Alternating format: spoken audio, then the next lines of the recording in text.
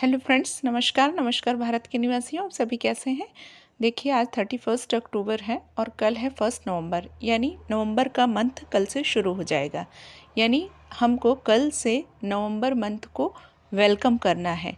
तो इसके लिए हम कुछ डिक्लेरेशन करते हैं, जिसके कारण से हम नवंबर का वेलकम करते हुए, और सबसे पहले तो जो मंथ जा चुका, यानी कि अभी जस्ट अक्टूबर जाएगा जो कल आपका, तो आपको उसको बहुत सारी ब्लेसिंग्स और थैंक यू बोलना है। क्यों बोलना है? क्योंकि जो कुछ भी आपके जीवन में अच्छा हुआ उसके लिए आप थैंक यू बोलेंगे। देखिए, अक्टूबर का महीना भी बहुत सारे त्योहारों का महीना था। नवरात्रि, दशहरा और पूर्णिमा, शरद पूर्णिमा, बड़े बड़े त्यौहार थे।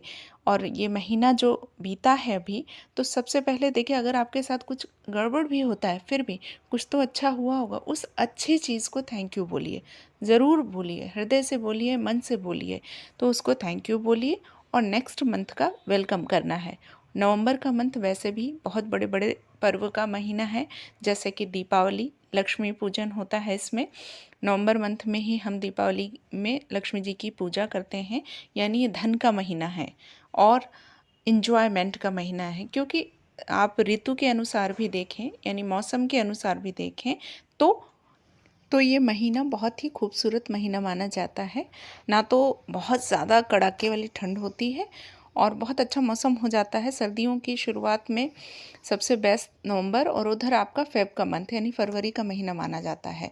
तो इस मंथ में आपको जो भी चाहिए यूनिवर्स से, ब्रह्मांड से, आप उसके विषय में लिखेंगे। आपकी हेल्थ, फाइनेंस, रिलेशनशिप, जो भी। देखिए, लिखने से क्या होता है? लिखने से होता है कि जब आप यूनिवर्स में अपने जो भी चाहते हैं उसको लिखते हैं एक महीने के लिए, कि आपका क्या गोल है, क्या अचीव करना चाहते हैं, तो एक स्पष्ट मैसेज यूनिवर्स को जाता है। जब आप मन में सोचते हैं, उससे ज़्यादा लिखने से क्या होता है, एक निश्चित रूप से डिक्लेरेशन होता है कि नहीं भाई, मुझे ये कार चाहिए, इतना पैसा चाहिए, इस तरीके की जॉब चाहिए, इतने दिन में मेरा ये काम हो जाए, हो रहा है, हो जाए भी नहीं। देखिए, ये तो पता ही होगा आप लोगों को कि लॉ ऑफ अट्रैक्शन में एवरीथिंग, मतलब जो भी है आपका, उसको एकदम प्रेजेंट टेंस में लिखना होता है। जैसे कि आपने उसको पा लिया, तो लिखिए भी और फीलिंग के साथ लिखिए। जस्ट लाइक कि आप उसको बिल्कुल पा चुके हैं, उस इमोशन के साथ, उस फीलिंग के साथ में खुश होकर के एक शांत होकर बैठ जाइए जब आप डिक्लेयर कर रहे हैं।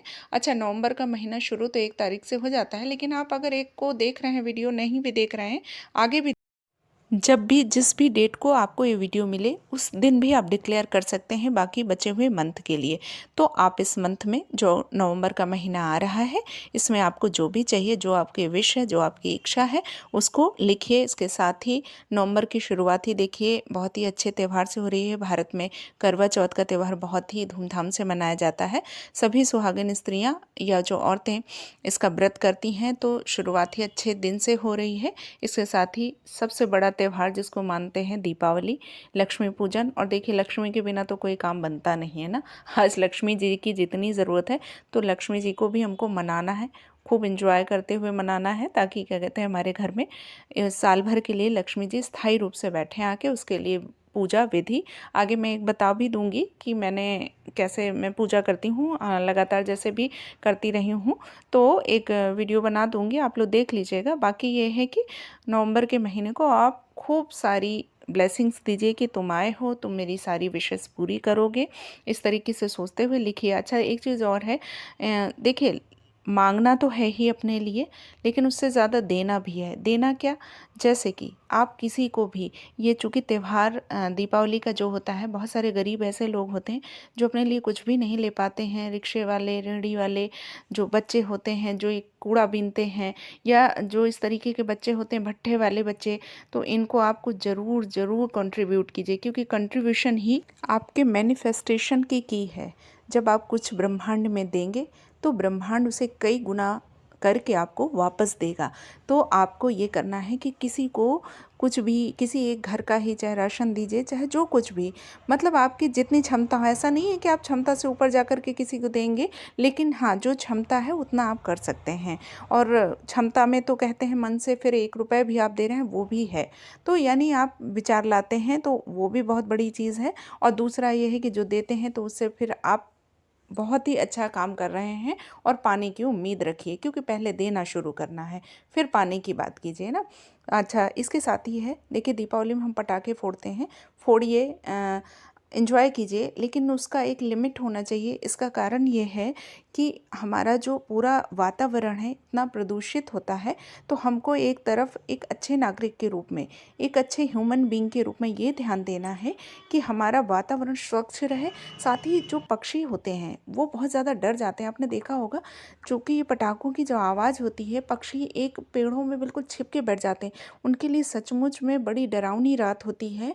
हम लोग तो एंजॉय करते हैं, लेकिन वो अपने बच्चे लेके घोंसलों में, तो इस चीज़ को भी ध्यान देना है, क्योंकि इतना शोर होता है, उस शोर में वो अपने को कैसे बचा के रखते हैं वही जानते हैं। इसके साथ ही छोटे छोटे जो जानवर होते हैं, डॉग्स होते हैं, वो भी डर के मारे छुप जाते हैं। जैसे मुझे पता है, मेरे घर में खुद ही डॉग है, वो पटाखों से बहुत डरता है, तो वो जा कर के छुप जाता है कमरे में। तो मतलब ये है कि जानवरों के प्रति भी ध्यान देना है कि हमको अपना इंजॉयमेंट करना है, पर दूसरों को भी नहीं परेशान करना है, क्योंकि ये जीव जंतु हम पर ही डिपेंडेंट हैं।